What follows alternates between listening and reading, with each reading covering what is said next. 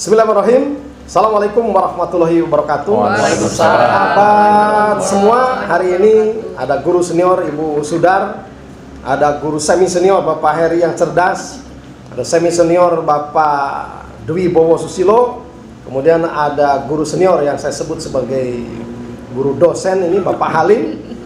Saya akan rileks hari ini menggait suara jernih, pikiran jernih mereka terkait dengan organisasi profesi guru.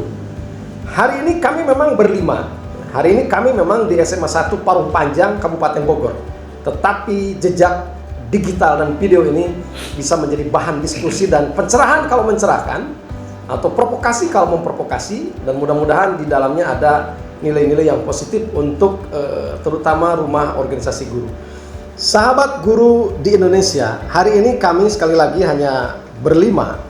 Tetapi diskusi pada hari ini mudah-mudahan bisa menjadi sesuatu ya untuk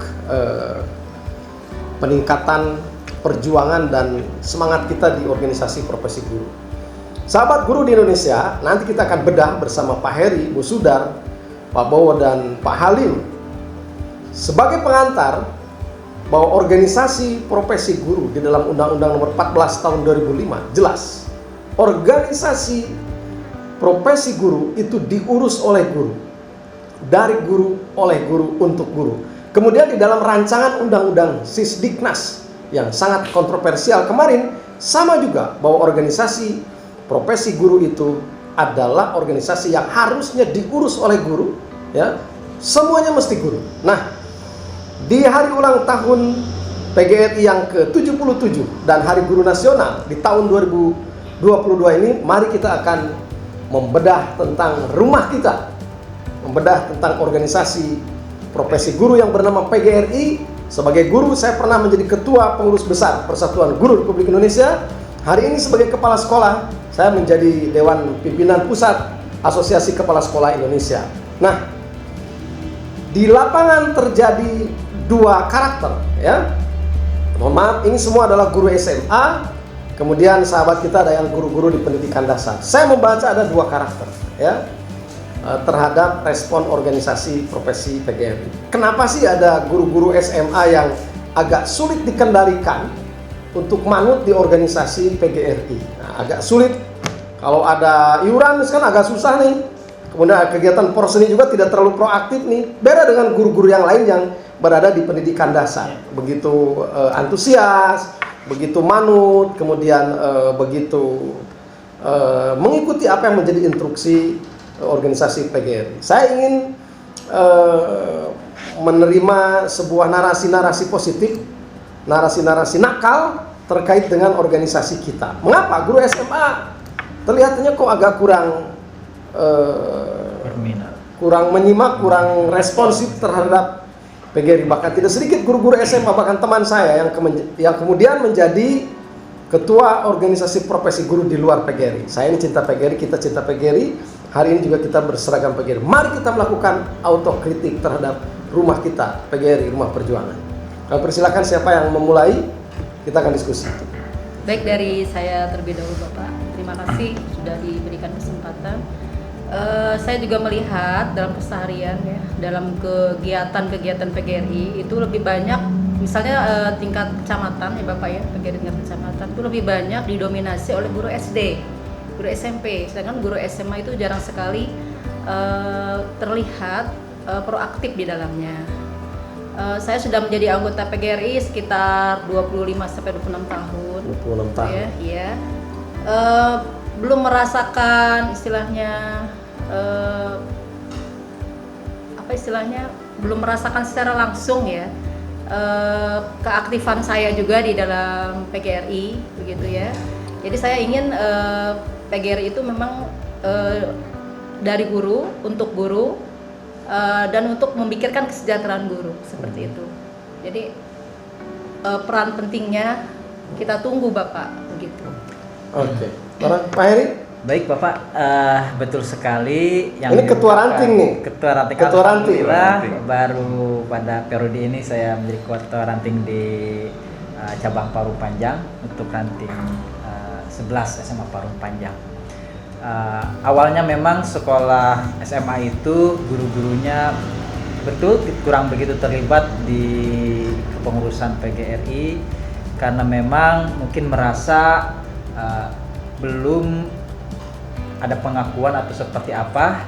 Yang pasti memang drill di lapangan pengurus PGRI itu cenderung pada guru-guru di sekolah dasar, terutama memang yang sudah menjadi kepala sekolah SD sepertinya.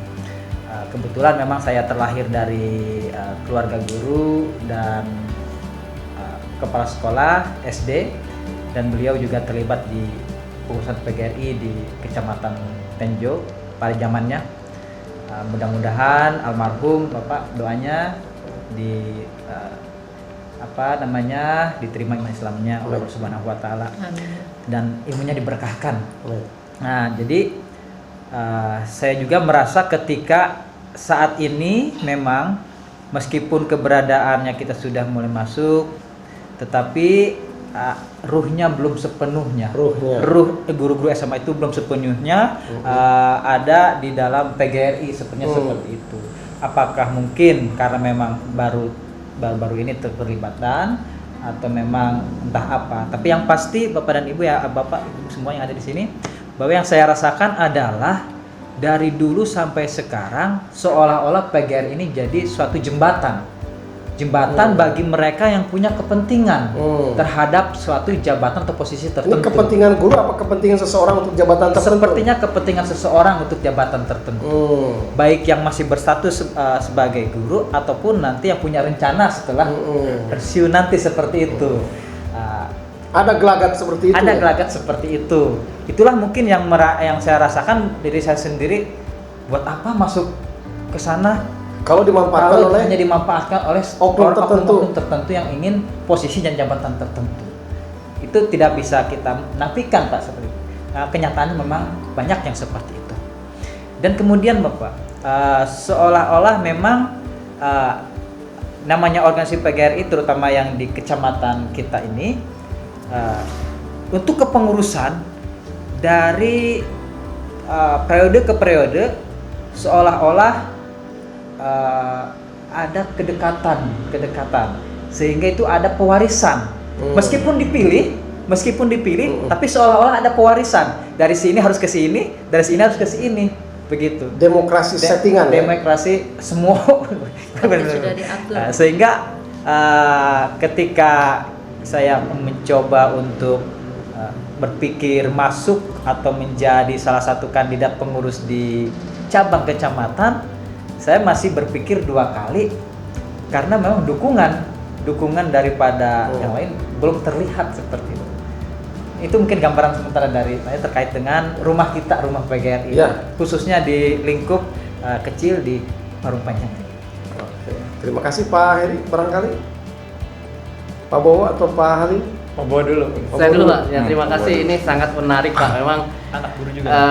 Saya anak guru juga. Bapak anak guru juga? Anak guru. Asli ya, Pak, ya? Asli ibu dan orang tua saya dulunya guru. Jadi memang yang saya perhatikan betul kata Bapak tadi. Jadi ternyata memang yang di atas kita itu memang bukan orang-orang yang artinya memang satu trust dengan kami.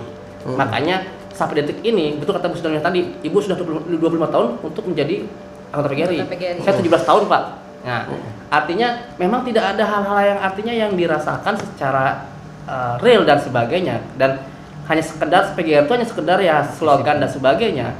Dan ternyata setelah tadi dijelaskan oleh Bapak, ya wawasan saya terutama pribadi terbuka Pak. Memang bila mana dipimpin oleh orang-orang yang memang betul-betul guru sesuai dengan undang-undang Sisdiknas yang baru dan yang lama Pak, itu kan sesuai dan secara hukum pun itu sesuai. Nah, secara pribadi lagi saya akan mendukung Bapak dan mungkin yang lainnya untuk mendukung hal-hal yang baik terhadap kita semuanya, dan saya yakin kalau kita dipimpin oleh orang yang dari guru Pak, sekali lagi yang dari guru, saya yakin akan ada dampak yang lebih bagus lagi ke depannya.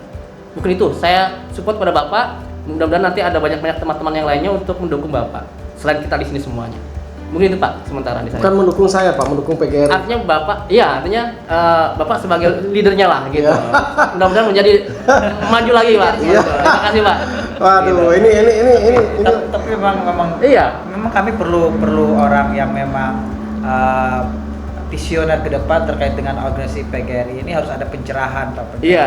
Jangan sampai nanti organisasi PGRI tadi dimanfaatkan. Jadi organisasi PGRI itu dimanfaatkan oleh orang-orang yang punya kepentingan. Oke. Ya oke. Tapi saya nggak enak tadi diskusi kita pada hari ini menjadi enak ketika ada dukung-mendukung, Pak. Iya. Tujuan kita di sini adalah mau menyampaikan gagasan kepada seluruh guru Indonesia terkait organisasi profesi. Tetapi beliau tadi sudah dukung-mendukung. Saya takutnya Makom ini tidak menjadi netral gitu loh. Gimana, Pak? Itu gini Pak, artinya itu kan hanya sebagai dasar dan sebagai inputan sub dari bawah Pak. Itu kan nanti bakal minimal dengan melihat kami di sini dengan Bapak, artinya kan membuka sedikit atau banyak wawasan yang melihat video ini. Melihat kegiatan ini Pak. Jadi Oke. oh ya dan membuka wawasan itu. Untuk teman guru yang lain ya. Maksudnya gitu. Jadi seperti itu, Bapak dan Ibunya Iya. itu adalah guru ya. Pak. SD Pak. Pak Heri orang tuanya guru juga. Ibu sudah mengabdi 25 Dan guru juga. tahun. Mertua saya guru. Mertuanya guru juga. Nah, oke, sekarang tinggal narasumber terakhir ini. Pakarnya gimana? Pakar, ya. Apakah guru juga keluarganya Saya kita tahu? kalau saya ini memang secara genealogis memang terah guru itu kuat tuh Pak. Saya guru juga bapak saya, guru SD Pak. Bapak Guru, guru. guru, luar biasa guru. Jadi Kita ini guru semua nih orang tua. Guru Pak. Ini bukan settingan Pak ya? Ini Bukan bukan settingan. settingan. Jadi Guru-guru seluruh Indonesia, Makom kita hari ini, Iya. jelas semuanya kita orang tua guru. Jadi kita ini pemilik PGRI. Kenapa Betul. disebut autokritik? Karena untuk diri kita sendiri. Betul. Ya, dilanjut Pak. betul. Terah kita itu terah guru Pak. Ya, Jadi saya melihat begini, kalau PGRI itu ya, PGRI itu kan problem pertama yang harus diatasi kalau menurut saya adalah problem kebanggaan terhadap profesi, Pak. Itu problem besar di kalangan para guru. Ada masalah dengan kebanggaan. Ada problem terhadap kebanggaan terhadap profesi. Kalau dibandingkan dengan profesi-profesi lain, Ya, oke, betul. oke. misalnya ya, misal Idi ya, betul. tidak akan ada orang yang berprofesi non kedokteran itu menjadi pengurus ID. Idi. Tidak akan ada gitu. Tidak, betul. IKADI, Ikatan Advokat Indonesia, Advokat. atau PRADI, Persatuan Advokat PRADI, Indonesia. Semua pengurusnya adalah para advokat, para lawyers. PII, Persatuan Insinyur Indonesia. Insinyur semua. Pasti para insinyur. Tapi begitu kita melihat PGRI, itu ada problem di situ. Persatuan Guru Republik Indonesia itu tidak diurus oleh para guru, terutama pada level-level yang lebih tinggi, Ya, pada level betul. nasional bahkan. Mungkin pada kalau level yang rendah untuk masih modusnya provinsi, tidak terlalu bermanfaat. tingkat kabupaten. Mulai kabupaten, provinsi. Kabupaten, provinsi, tingkat Ya, betul. nasional, level itu harus menjadi objek kritik gitu. Karena apa? Sebetulnya begini, guru itu kalau mereka memiliki kebanggaan profesi yang kuat, saya kira tidak akan seperti itu. Tidak akan boleh ada orang yang dari luar itu loncat pagar kemudian masuk. Tidak boleh ada orang dari luar yang non guru terutama Non guru masuk di organisasi mengurus guru. kepentingan para guru. Seperti tidak kepentingan boleh ada yang profesional. bukan dokter maksud di IGI gitu. di ID Iya. tidak Di ID, boleh. di ID. Tidak akan mungkin Fatal. terjadi itu, Pak. Nggak Tidak mungkin terjadi di Nggak IDI mungkin dan di terjadi. PRADI. Tidak mungkin terjadi. Gitu ya. Wah, itu apa? Kecuali dokter gadungan ya. Oh, abal-abal. Abal-abal. Dokter abal-abal misalnya bisa masuk barangkali. Nah, saya kira yang harus dibangun adalah itu tadi, kebanggaan terhadap profesi, kemudian semangat korps. Semangat korps guru itu harus diperkuat. Tidak boleh ada orang yang bukan guru kemudian mengurusi problem rumah tangga guru, problem organisasi Esprit profesi de scope, guru. ya. Saya ingin bicara sedikit tentang bagaimana orang luar menjadi guru. Misalnya yang seperti kita ketahui lah, kita baca di Finlandia itu ada dua profesi yang paling membanggakan dan dikejar oleh para mahasiswa. Yang pertama, kalau mereka masuk fakultas kedokteran. Yang kedua, kalau mereka masuk fakultas keguruan. Dua profesi itu yang sangat membanggakan dan dihormati oleh masyarakat Norwegia. Di Indonesia belum seperti itu. Maka kalau organisasi profesi guru seperti PGRI itu mampu membangun kebanggaan terhadap profesi, tidak boleh ada orang luar yang masuk mengurusi guru. Saya kira itu dengan sendirinya akan teratasi itu. Jadi dua hal yang harus diselesaikan saya kira. Bagaimana kita membangun esprit de corps, kebanggaan terhadap profesi, kemudian bagaimana kalau sudah kuat organisasi profesi itu yang diisi oleh para profesional, para guru profesional, organisasi profesi guru hanya diurus diperuntukkan untuk sebesar-besarnya kepentingan para guru. Saya kira itu Pak masalah. Ya. Setuju ya. Saya sudah bisa menangkap ini. Tadi Pak Heri berbicara tentang ini ruh gurunya nggak terasa nih, resonansi ruh gurunya. Karena diurus, terutama tadi dimulai jenjang kabupaten, provinsi sampai ke pusat, oleh orang-orang yang bukan guru, yang tidak membawa ruh guru. Resonansinya bukan resonansi guru, tapi resonansi modus untuk kepentingan jabatan tertentu. Jadi rumah organisasi guru ini bukan rumah perjuangan untuk guru, tetapi rumah perjuangan untuk si pengurus oknum-oknum tadi. Begitu ya? Betul. Kemudian tadi Bapak juga menyampaikan betapa bahwa organisasi guru ini harus ada guru-guru ya, akhirnya modus nyuruh ya. Iya, Pak. Akhirnya modus karena nah jadi menarik. Kalau kedokteran Bu ya, kalau kedokteran itu kalau di Indonesia mungkin termasuk urutan pertama yang diterima oleh anak. Pertama. Jadi kalau anak sudah masuk ke dokteran, bahkan banyak bupati kemudian wali kota anaknya masuk dokter itu sangat bangga. Tapi kalau masuk guru mungkin tidak bangga. Betul. Sangat tidak karena kekaitan dengan oke. Salah satunya seperti Ketika masuk ke dokteran, anak seorang bupati, wali kota, pengusaha masuk ke dokteran, udah masuk dengan kedokteran, dia punya jiwa korsa yang sangat luar biasa. Ketika dia lulus dokter, lulus koas, kemudian akhirnya masuk di satu forum Ikatan Dokter Indonesia, dia makin kuat, makin eksklusif. Benar nggak? Betul.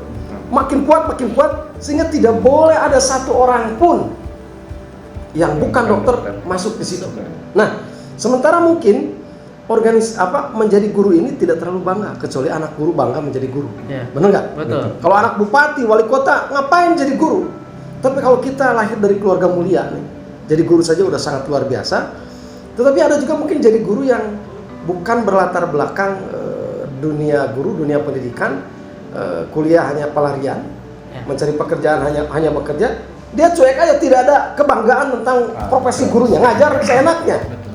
Maka ketika organisasi profesi guru hadir pun, ngapain dia tidak punya kebanggaan. Siapapun yang ngurus organisasi itu silakan saja. Benar nggak? Nah, itu akan sangat dimanfaatkan oleh orang-orang non guru, ya, sehingga dia memanfaatkan jamaah guru ini untuk kepentingan pribadi. Nah, sementara jelas di undang-undangnya, payung hukumnya jelas bahwa organisasi guru diurus oleh guru, dari guru, oleh guru untuk guru, itu tidak bisa ditawar. Cuma masalahnya adalah bagaimana organisasi ini sampai detik ini, mulai kabupaten, kota sampai provinsi, ketuanya terutama adalah bukan guru. Harapannya sulit sekali untuk ruh guru tersebar, organisasi dimanfaatkan bukan untuk kepentingan pribadi, membangun kebanggaan yang luar biasa, menolak orang luar masuk sangat sulit. Saya pikir ini diskusi yang bisa disebarkan kepada seluruh guru Indonesia. Sudah 20 menit nih kita diskusi. Mudah-mudahan ini diskusi awal. Kita di tahun depan kita panjang umur akan diskusi lagi, membongkar dan autokritik terhadap rumah PGRI, rumah perjuangan. Dan ini adalah satu rumah bersama, Persatuan Guru Republik Indonesia. Kawan-kawan semua, sebagai bekal terakhir bahwa tunjangan profesi guru itu lahir karena perjuangan PGRI, dinikmati oleh dosen, dinikmati oleh bank-bank, dinikmati oleh para pedagang, karena perputaran sirkulasi uang itu yang kita miliki itu menyebar kemana-mana. Akhirnya dosen menikmati, semua padahal itu adalah guru. Dan hidup PGRI. Hidup PGRI. Hidup PGRI. PGRI abadi. Apa nih?